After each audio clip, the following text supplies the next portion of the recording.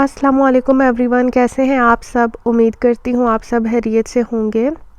सुबह सुबह का टाइम है और मुझे 2 पार्सल रिसीव हुए। मैंने ईबे से 2 चीज़ें ऑर्डर करी हुई थी, तो इनकी डिलीवरी तो वैसे लेट थी, लेकिन आजकल ईबे वाले जल्दी ही डिलीवर कर रहे हैं चीज़ें, पता नहीं क्यों। वैसे वो कहते भी हैं कि हम एक्सपेक्टेड डेट से थोड़ा लेट हो सकते हैं, लेकिन वो पहले ही डिलीवर कर देते हैं।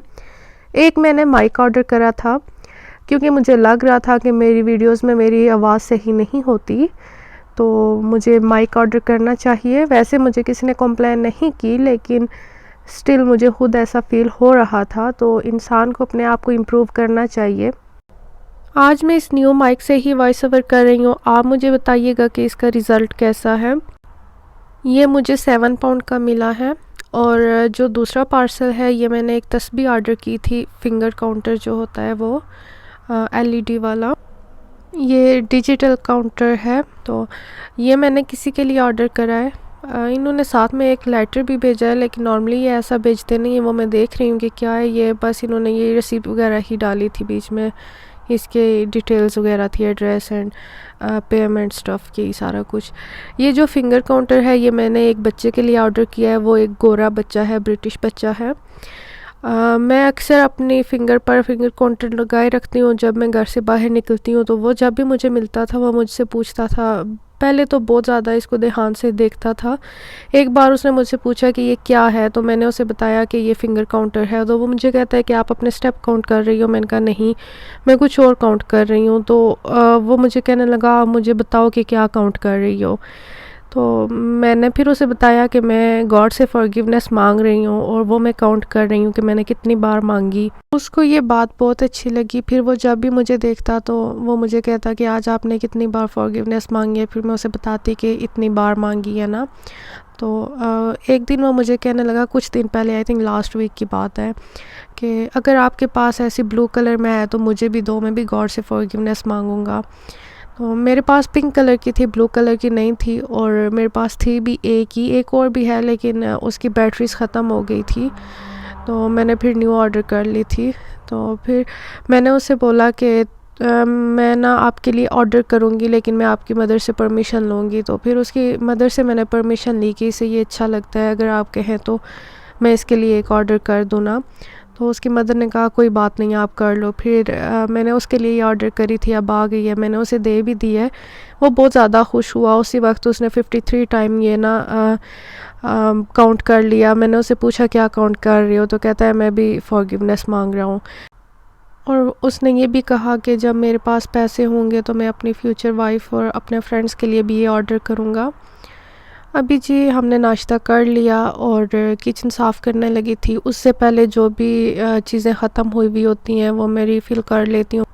बास्केट में से एग ख़त्म हो गए थे, वो मैंने रीफ़िल कर दी। और किचन के काम ख़त्म करने के बाद कपड़े सूख चुके थे, ये मैंने ड्रायर से निकाले, और अब इनको मैं फ़ोल्ड करके इनकी जगह में रख लूँगी।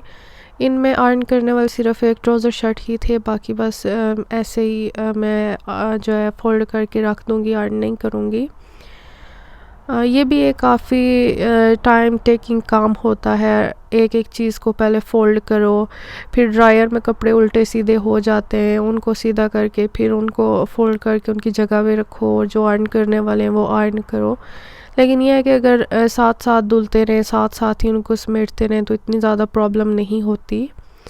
मैं कोशिश करती हूँ कि मैं जब लॉन्ड्री करके फ़ारिग हूँ तो जल्दी इनको कर लिया करूँ। अगर पड़े रहें तो फिर जो है ना 2-3 दिन ही लग जाते हैं, पड़े ही रह जाते हैं। या फिर अगर कपड़ों की ज़रूरत ना हो तो बहुत सारे दिन ही पड़े रहते हैं जब तक दोबारा लॉन्ड्री फिल ना करनी हो।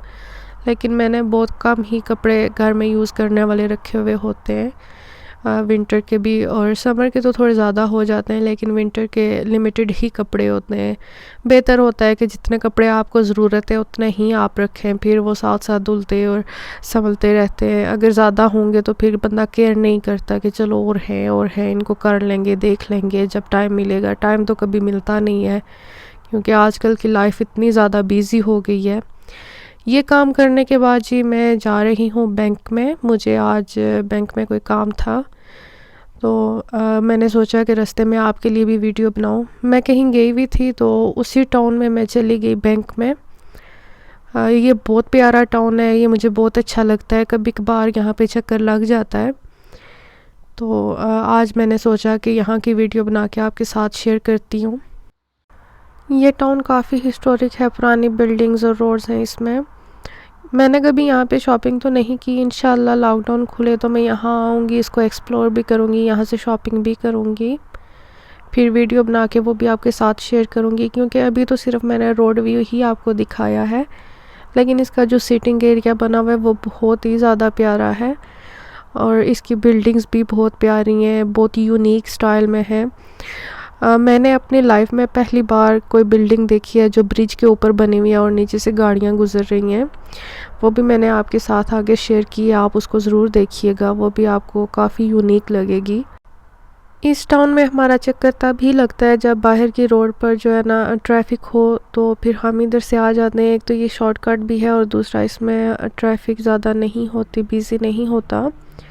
अभी मैं बैंक में पहुंच गई हूँ, हम लोग ने यहाँ गाड़ी खड़ी की तो फिर मैं बैंक में चली गई। ज़्यादा देर में यहाँ वीडियो नहीं बना सकी क्योंकि ये आगे बस स्टॉप था और फिर बसेस आती हैं तो उससे पहले हमें मूव करना होता है, वरना फ़ाइन वगैरह भी हो सकता है। बहुत ही प्यारी जगह है, बहुत ही नाइस है। यहाँ से लेफ़्ट हैंड पर जो है ये सीटिंग एरिया है, बहुत ही प्यारा है और सामने की तरफ भी काफ़ी अच्छी जगह बनी हुई है। तो इंशाल्लाह कभी आऊँगी आपको भी दिखाऊँगी। हमारा टाउन भी प्यारा है लेकिन ज़्यादा मॉडर्न है, इसलिए मुझे ये वाला ज़्यादा अच्छा लगता है क्योंकि मुझे हिस्टोरिक चीज़ें ज़्यादा पसंद हैं। आज मैं वॉइस ओवर कर रही हूँ तो बाहर से बहुत ज़्यादा गाड़ियाँ गुजर रही हैं। मैंने विंडो क्लोज़ कर दी लेकिन स्टिल शायद कोई थोड़ी बहुत आवाज़ आए, उसके लिए सॉरी, प्लीज़ मैनेज कीजिएगा। और अभी जो ये बिल्डिंग है ये ब्रिज के ऊपर बनी हुई है, ये भी आप देख लें। इसका जो फ्रंट व्यू है वो बहुत नाइस है, ये बैक साइड है, वो भी कभी मैं आपको दिखाऊंगी। मेरी आज की वीडियो यहाँ तक ही थी। अगर आपको अच्छी लगी हो तो प्लीज़ लाइक कीजिएगा, अपने फ्रेंड्स और फैमिली के साथ भी ज़रूर शेयर कीजिएगा। और अगर कोई ओपिनियन देना चाहते हैं तो वो भी आप कमेंट सेक्शन में दे सकते हैं। इंशाल्लाह फिर मिलेंगे, तब तक के लिए मुझे दुआओं में याद रखिएगा, अपना ख्याल रखिएगा। अल्लाह हाफिज़।